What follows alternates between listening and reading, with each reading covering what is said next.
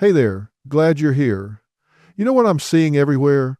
Families that have been having the same argument for 20 years and can't figure out why nothing ever changes. And what nobody's telling them is this: it's not about how you say it, it's about what you're refusing to say at all. Here's the real issue: most families don't have a communication breakdown, they have an honesty breakdown. And there's a pattern to it. Somebody stays quiet to keep the peace. Somebody else says just enough to feel justified. And the real thing, the actual thing that's driving all of it, never gets said out loud. Let me break this down for you today, because until you see the pattern, you can't change it. Let's start with something you already know but haven't said out loud. Your family has had the same fight more times than you can count. Maybe it's about money. Maybe it's about who shows up and who doesn't. Maybe it's about your mother-in-law, or your brother who's never held a job, or your adult daughter who can't seem to make a decision without calling you first. Whatever the specific thing is, you've been around that track before. And here's what I need you to understand. If the same fight keeps happening, the same fight is not the problem. The same fight is a symptom. Something underneath it never got dealt with. And that something? It's the conversation you haven't had yet. How's that working for you, going around the same track year after year, hoping this time it'll end differently? So here's the thing. People use the word communication like it's a magic fix. They go to family therapy.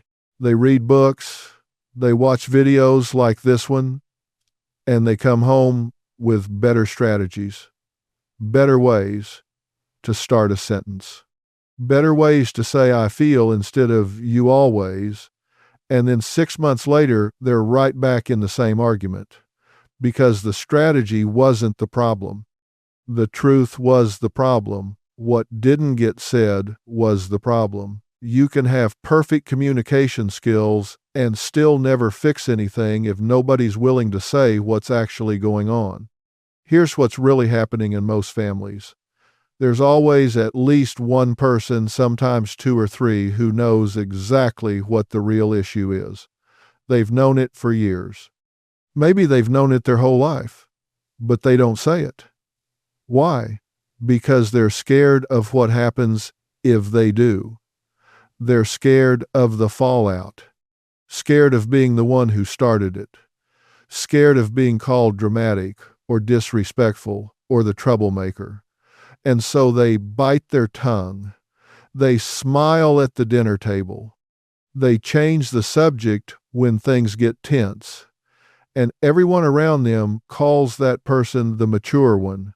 What it actually is fear, dressed up as politeness. Let me show you what this looks like in real life. I worked with a woman, we'll call her Carol. Carol was 54 years old. She hadn't spoken to her sister in 3 years. Her mother called every week asking when the two of them were going to make up. Her kids didn't understand why their aunts wouldn't be in the same room. And every single person in that family blamed Carol for being stubborn. Here's what nobody was saying. Carol's sister had borrowed $14,000 from her 9 years ago and never paid a cent back. Not only that, but when Carol finally asked about it, her sister told their mother that Carol was obsessed with money and making things up. The mother sided with the sister. The rest of the family followed, and Carol, the one who actually got hurt, was the problem. Did anyone talk about the $14,000? No. Did anyone call out the lie? No. Did they talk about communication? Constantly. That's not a communication problem. That's a family that decided protecting one person's feelings was more important than telling the truth. And Carol was living with the consequences of that decision every single day. Here's what nobody's telling you. When families avoid the truth long enough, the truth starts leaking out sideways. It comes out as a blow-up at Christmas over something stupid. It comes out as a snide comment at a birthday party. It comes out as years of cold shoulders and stiff hugs and conversations that never quite get off the ground. You ever notice how the worst family fights are almost never about what they're actually supposed to be about? Somebody loses it over who brought the wrong side dish to Thanksgiving. But that's not really about the side dish, is it? That's about 15 years of feeling invisible. That's about a lifetime of not being heard. The side dish just happened to be standing in the wrong place at the wrong time. So here's the deal. Your family doesn't need a workshop. It doesn't need a retreat. It doesn't need better vocabulary. What it needs is for someone to stop protecting the dysfunction and start naming it. And here's the hard part, that someone might have to be you. Because here's what I've learned after working with thousands of families. Somebody has to go first. Somebody has to be willing to say the thing that everybody else is pretending they don't already know. And usually that person gets dragged through the mud for it at first, because systems, and families are systems, they resist change. When you start telling the truth in a family that's built on avoidance, the family doesn't immediately thank you for it. They come after you. They call you dramatic. They say you're stirring things up. They ask why you can't just let it go. What they're really saying is, don't make us deal with this. Now, listen, I want to talk about the role of the peacekeeper, because every family has one. This is the person who absorbs everything, the one who mediates every fight, softens every blow, translates between family members who refuse to deal with each other directly. They're usually the most responsible person in the group. Often the oldest, sometimes the only daughter, sometimes just the one who got tired of watching things burn. And on the surface, what they're doing looks noble. It looks like love. But here's the reality. The peacekeeper isn't keeping peace. The peacekeeper is keeping the dysfunction comfortable. Every time they step in to smooth things over, they're actually sending a message. This family doesn't have to deal with the truth. I'll handle it. And the family learns that. They lean on it, and the peacekeeper gets more exhausted every year while the people causing the problem don't change at all. Because why would they? Somebody's always coming in to clean up the mess. You want to know what's happening when you've been playing peacekeeper for 20 years? You've been enabling the exact behavior you're exhausted by. Every time you called your brother to smooth things over after he blew up at your mother, you protected him from the consequences of his behavior. Every time you warned your mother before the holiday gathering about what not to say around your sister, you let your mother off the hook for her behavior. Every time you covered for somebody, made excuses for somebody, translated for somebody, you did their work for them. And you wonder why nothing changes. The best predictor of future behavior is past behavior. And your past behavior in that family has been to make sure nobody has to face the truth. So they don't. This is a pattern. Not just their pattern, yours too. Here's what I need you to face. The dishonesty in your family isn't just coming from the difficult people, it's coming from everyone, including you. Because silence is a form of dishonesty.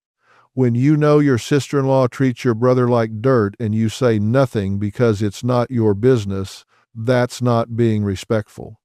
That's being dishonest. When you know your father drinks too much and you keep inviting him to events where it's going to be a problem and then act surprised when it is, that's not being loving. That's avoiding a hard conversation. When you keep telling your adult children that everything is fine in your marriage when it isn't, that's not protecting them. That's teaching them that in this family we don't tell the truth, and they're watching. They're learning. And one day, years from now, somebody's going to be sitting in a chair wondering why their family can't stop fighting. And the answer will trace back to this moment, this choice. Right now, let me tell you something. I've seen families where the truth finally came out. Not pretty, Not a TV movie moment where everyone hugs and everything is resolved. Real families, real fallout. But here's what happened on the other side of it: relief. Even when it hurt, even when the relationships had to change, even when some of them didn't make it, the people who finally said the real thing, they slept better. They stopped carrying weight that wasn't theirs to carry. They could look at themselves in the mirror again.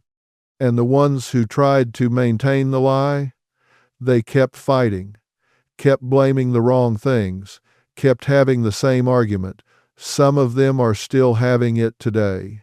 So here's what's going on. Let's get specific about the different kinds of dishonesty that keep families stuck, because it's not always a big dramatic lie. Sometimes it's quieter than that.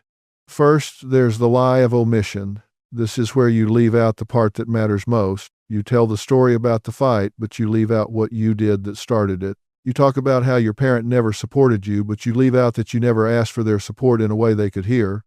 You describe the problem accurately, but you're very careful not to include your own role in it.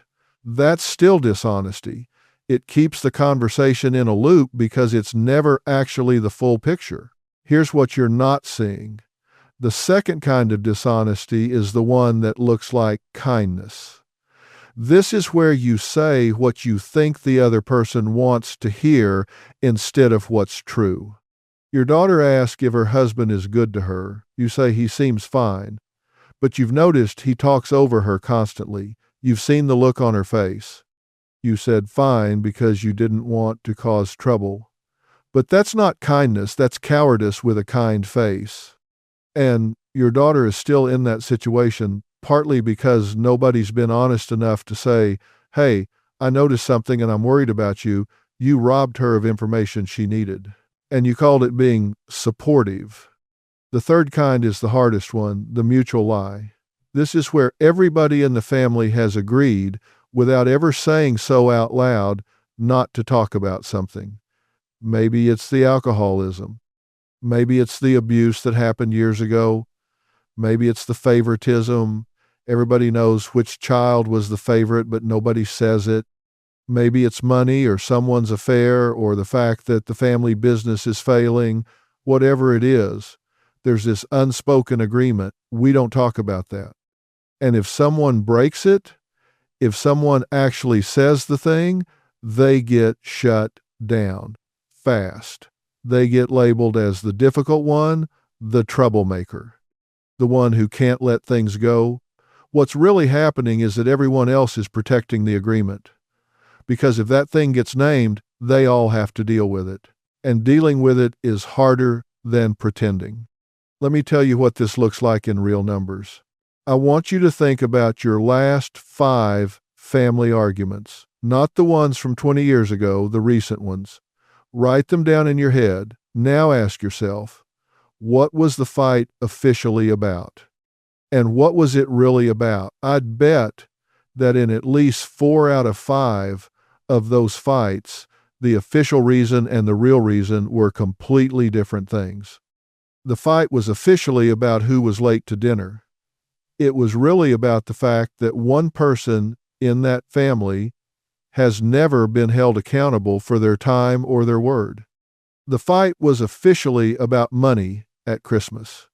It was really about the fact that one sibling has been treated differently their entire life, and the resentment has nowhere else to go. The fight was officially about something your mother-in-law said. It was really about the fact that you and your spouse haven't been on the same page for years, and you're each privately terrified to say it. Here's what kills me. Families will invest so much energy in managing the symptoms, they'll get better at not saying the wrong thing. They'll learn to take a breath before responding. They'll come up with house rules for holiday dinners: no politics, no religion, don't bring up so-and-so's job situation, and those things keep the lid on for a while. But pressure doesn't disappear just because you put a lid on it. It builds, and eventually at the worst possible time, the lid comes off and everyone acts surprised. Nobody should be surprised. You knew the pressure was there. You just decided that managing it was easier than releasing it. Now, let me be clear about this. Telling the truth in a family is not about venting. It's not about finally saying every hard thing you've been thinking for 30 years in one sitting. That's not honesty. That's just an explosion with better justification. Real honesty is calm. Real honesty is specific. Real honesty is about one thing at a time, said directly, without drama. And it sounds different than you think. Most people imagine that being honest in a family means a big, dramatic confrontation, tears, raised voices, ultimatums. But the most effective, honest conversations I've seen, they were quiet, direct, short. And they happened because one person decided they were done pretending. Let me walk you through what that actually looks like. Say you're the adult child whose parent constantly criticizes your parenting decisions. Every visit, every phone call, there's a comment, a suggestion that's not really a suggestion, a comparison to how things were done when you were growing up. You've been doing the polite thing, brushing it off, changing the subject, venting to your spouse afterward, and it keeps happening. Here's what an honest conversation looks like. You call your parent on a regular Tuesday, not during a holiday, not during a fight, not in front of other people, and you say, "Mom, I need to talk to you about something. When you comment on how I'm raising my kids, it bothers me. I know you mean well, but I need you to trust that I've got this. Can we agree that unless I ask for your input, we leave my parenting out of it?" Now, here's what's going to happen. Your mother is probably not going to say, "You're absolutely right. I'm sorry. I'll stop immediately." That's not how it works. She's probably going to say one of a few things. She might get defensive. I'm just trying to help. I don't know why you're so sensitive." When that happens, you don't take the bait. You don't defend yourself. You don't explain why you're not being sensitive. You say, "I hear you. I'm not saying it comes from a bad place. I'm just telling you it doesn't work for me. So going forward, I'd appreciate it if we could leave my parenting choices out of it. Calm, firm, repeat if necessary." She might try guilt. "I guess I just can't say anything anymore." When she says that, you don't rush to reassure her. You don't say, no, you can say plenty of things, I just meant," and then spend 20 minutes walking it back. You say, "That's not what I said." You can say plenty of things. "I'm asking you not to comment on my parenting. That's one specific thing. Don't let guilt pull you off the point." She might go silent. She might hang up. She might call your father or your sibling and say you were rude to her. And here's what you do. When that happens, nothing. You don't call to apologize. You don't text to smooth it over. You let it sit, because the discomfort she's feeling right now, that's her adjusting to a new reality. If you rush in to make her feel better, you've just taught her that the new rule doesn't hold. Give it time. She will adjust. Or she won't, and then you'll have real information about what kind of relationship is actually possible. So here's where you are. I want to talk about the family member who refuses to engage honestly no matter what, because they exist. And you might have one in your family right now. This is the person who, no matter how calmly and directly you bring something up, shuts it down, denies it, turns it around on you, makes you feel like you're the crazy one for even bringing it up. Let me be real with you. You cannot force someone to be honest. You can't make someone face something they're committed to avoiding. What you can do is stop participating in the lie. You can stop pretending everything's fine when it isn't. You can stop showing up to dinners and acting like nothing's wrong. You can stop covering for their behavior to other family members. You don't have to announce it. You don't have to make a speech. You just stop doing the thing that keeps the dysfunction running.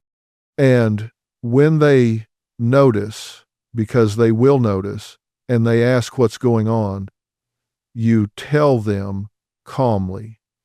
Once, Stop lying to yourself about what this is. If you've had the same fight with the same person 15 times and they've done nothing to change, they're not going to change because of attempt number 16. What needs to change is what you do in response to them. That's where your power actually is, not in finding the perfect way to explain yourself one more time, in deciding what you're going to do, regardless of whether they ever see it your way. Here's what nobody's telling you about families that actually get better. They didn't get better because everyone agreed. They got better because one person got honest, took the hit that came with it, and didn't back down. Not out of stubbornness, out of self-respect, out of the recognition that the cost of pretending was higher than the cost of truth. And slowly, sometimes very slowly, the family recalibrated around that honesty. Some people came around, some didn't. Some relationships got closer, some got more distant. But the person who told the truth, they stopped carrying the weight they'd been carrying for years. And that's not a small thing. You know what's happening when your family's been in the same loop for a decade? You're all waiting for someone else to go first. Your brother's waiting for you to bring it up. You're waiting for your mother to acknowledge it. Your mother's waiting for your father to say something. Your father's waiting for it to just go away. And so you all sit there in the same room year after year, having surface level conversations while the real thing sits in the middle of the table like a guest nobody will introduce. That's not a communication problem. That's a courage problem. Somebody needs to introduce the guest. Let me ask you something. What's the thing in your family that nobody talks about? You know what it is. You've always known. Maybe it's something that happened years ago. Maybe it's something that's still happening right now. Maybe it's an addiction or a betrayal or a pattern of cruelty that got normalized over time. Whatever it is, that thing is running your family. It's the engine behind every fight, every cold shoulder, every awkward holiday gathering, and it will keep running your family until someone names it. Here's what you need to face. The fact that it hasn't been named yet says something about everyone, not just the person doing the thing, about everyone who's seen it and stayed quiet. Here's what I'm seeing with families who've been stuck in this for 20 or 30 or 40 years. The longer it goes, the more the silence gets mistaken for normal. After enough years, people stop even questioning it. They stop asking why the same fight keeps happening. They just accept that this is how our family is. No, that's not how your family is. That's how your family has chosen to operate. There's a difference. One is fixed. One is a choice. And choices can be changed. So here's what actually needs to happen. Not a family meeting where everyone sits in a circle and shares their feelings. Not a mediated conversation that gets scheduled for a Sunday afternoon. What needs to happen is one honest conversation, not engineered, not dramatic, not rehearsed to death, just one real conversation where somebody says the thing they've been not saying. And it might go badly the first time. That's okay. One honest thing said out loud, even if it lands badly, is still more progress than 20 years of politely avoiding it. Because once it's out there, it can't be unheard. The family now has to decide what to do with it. That's forward motion, even when it hurts, especially when it hurts. Here's what you need to understand about guilt in these conversations. Your family, particularly the members who benefit most from the current dynamic, will use guilt to get you back in line. That's what guilt is in families like this. It's not a genuine moral signal. It's a control mechanism. When your mother says, after everything I've done for you, you're going to talk to me like this, that's not a real accusation. That's a tactic. It's worked before. That's why she's using it again. And your job isn't to defend yourself against it. Your job is to recognize it for what it is and not let it change your course. You don't need to argue against the guilt. You just don't have to be controlled by it. Let me walk you through another scenario because this one comes up constantly. You're at a family dinner.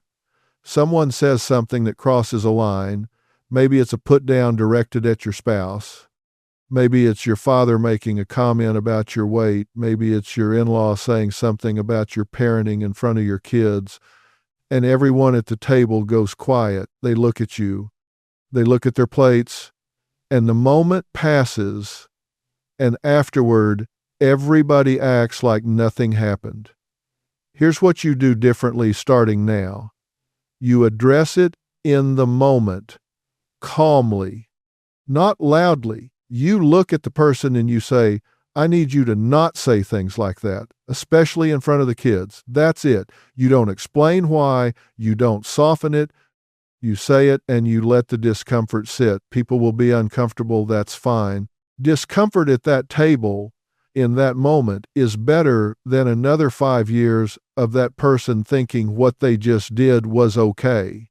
And if your spouse looks at you like you overreacted, if your own family members give you the why did you have to do that look, that's information. That's telling you that everyone at that table has decided that keeping this particular piece is more important than telling that person the truth. And you now have a choice about whether you want to keep making the same decision they've been making. Here's the reality about the families that never get better. They're not stuck because they're uniquely broken. They're stuck because everyone in the family has made a private calculation that the short-term cost of honesty is higher than the long-term cost of silence, and that calculation keeps being wrong. Every year that passes without the real conversation is another year of accumulated resentment, misconnection, and energy wasted on managing something that should have been dealt with directly. You're not saving anything by staying quiet. You're borrowing against the future, and the bill always comes due. Here's what I want you to sit with. There is a version of your family on the other side of an honest conversation. Maybe not a perfect version, maybe not a version where everything is suddenly resolved, but a version where at least one person, maybe you, isn't carrying the weight of the unspoken anymore. Where you can go to a family event and not spend the whole time managing everyone else's comfort. Where your kids grow up watching an adult say a hard thing calmly and clearly and without apology. That's not nothing.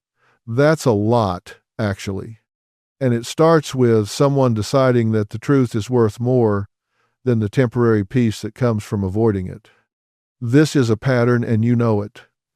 The same argument, the same people, the same outcome, the same January where you say, next year will be different. And then next year comes and nothing is different because nothing actually changed. You taught your family that you'll absorb whatever they do, that you'll keep the peace no matter what it costs you, that the relationship is more important than the truth. And your family learned that lesson. Well, now you're asking why things never change. They don't change because you haven't actually changed anything. Saying things differently is not the same as saying different things. Until the real conversation happens, you're just rearranging furniture in a house that needs different walls. Let me give you another real example, because I want you to see how this plays out across a generation. I worked with a family, a father, 72 years old, and his 3 adult children, 2 sons and a daughter. The daughter, Linda, had been the one managing everything her whole life. She handled the medical appointments when her parents got older. She handled the finances when her father couldn't keep up anymore. She was the one who answered every call, handled every crisis, coordinated every holiday. Her brothers showed up when it was convenient. They didn't help financially. They didn't take on any of the day-to-day. And when the family got together, They were the fun brothers, and Linda was the uptight one. Linda brought it up once, and was told she was keeping score and being negative. So she dropped it and kept doing everything and kept resenting everyone. And the family called it a communication issue because every time they got together, there was tension that nobody could explain. Here's what nobody said. The two brothers were getting a free ride, and everyone knew it. The father knew it. The brothers knew it. Linda certainly knew it. But the family had an unspoken agreement that talking about it was worse than living with it. So they lived with it for 15 years. And what looked like a communication problem was actually a fairness problem that nobody had the guts to name out loud. Linda didn't need a better way to say it. She needed her family to stop pretending the problem wasn't real. Those are completely different things. Here's something else I want you to think about. When families have the same fight over and over, there's almost always someone in the family who is getting something out of the current arrangement. Someone who benefits from the dysfunction staying exactly the way it is. Maybe it's the sibling who's never held accountable because the family's always managed around them. Maybe it's the parent who keeps everyone focused on each other's problems so nobody looks too closely at theirs. Maybe it's the person who plays victim so expertly that they never have to take responsibility for anything. These people are not stupid. They're not unaware. They know exactly what they're doing. The problem is that the rest of the family has agreed again, without ever saying so out loud, to let them keep doing it. Because confronting it is uncomfortable. Because naming it creates conflict. Because it's easier to manage the behavior than to address it directly. But you know what's really uncomfortable? Another decade of the same dynamic. Another decade of the same unresolved fights. Another decade of watching your kids absorb the same patterns you absorbed from your own parents. Let me ask you something directly. Is there a person in your family right now who you've been tiptoeing around, whose mood set the temperature for every gathering? Whose reaction you're already calculating before you've even opened your mouth? If you answered yes, and most of you did, that person has enormous power in your family. Power that nobody gave them officially, but everyone gave them through their behavior. Every time you adjusted yourself to avoid setting them off, you handed them more power. Every time you warned other family members about their mood before events, you confirmed that their behavior is a force of nature that must be managed rather than a choice that has consequences. You didn't mean to do that, but you did it. And until someone stops treating that person's reactions as something to be feared and starts treating them as something that person is responsible for managing themselves, nothing changes. When they blow up, the problem is their behavior, not your communication. Here's something that might be hard to hear. Some of you watching this right now are the person in your family who has been dishonest. Not the dishonesty of big lies, the quiet dishonesty of never saying what you mean, of saying I'm fine when you're not, of agreeing to things in the moment and then resenting them later, of telling people what they want to hear to avoid conflict and then building up walls of resentment because they don't know how you actually feel. That's not kindness. That's not easygoing. That's a slow leak that eventually floods the basement. And it isn't fair to the people around you who are trying to have a real relationship with you but only ever get access to the version of you that's performing okay. They can't respond to what they don't know. They can't fix what you won't name. And when things eventually blow up, as they always do, they're going to be blindsided because you never told them.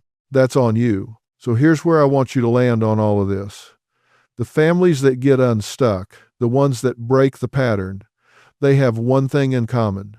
Not therapy, not communication workshops, not a family retreat in the mountains where everyone writes their feelings on paper and burns them. What they have is one person who decided that the cost of silence was finally too high. One person who stopped waiting for the right moment because there is no right moment and started the real conversation. Maybe it went badly at first. Most honest conversations do when they're coming out of years of avoidance, but that one person kept at it. They didn't collapse back into the old dynamic when the family pushed back. They held their ground. Not aggressively, not dramatically, just steadily. And over time, sometimes a long time, things shifted. Not because everyone suddenly became perfect or honest all at once, but because the family system had to adjust to the fact that this one person was no longer playing by the old rules. Here's the truth about what you're up against. Families are incredibly resistant to change. They have established roles, established hierarchies, established ways of doing things that have been in place for decades. When you step out of your assigned role, when the peacekeeper stops keeping the peace, when the quiet one starts speaking, when the person who always apologizes first stops apologizing first, the family system doesn't celebrate that. It tries to pull you back. It increases pressure. It gets louder before it gets quieter.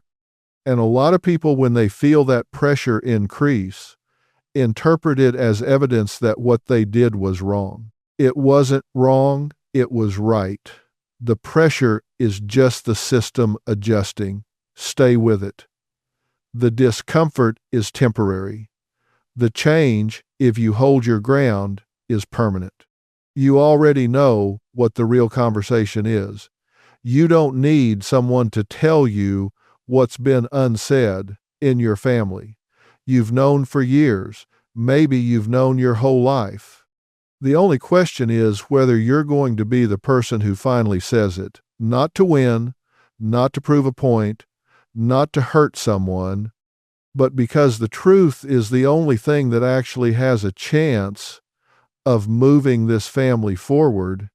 Everything else, every communication strategy, every careful sentence, every diplomatic non-answer is just a more sophisticated way of staying stuck. So what are you waiting for? When does it become enough?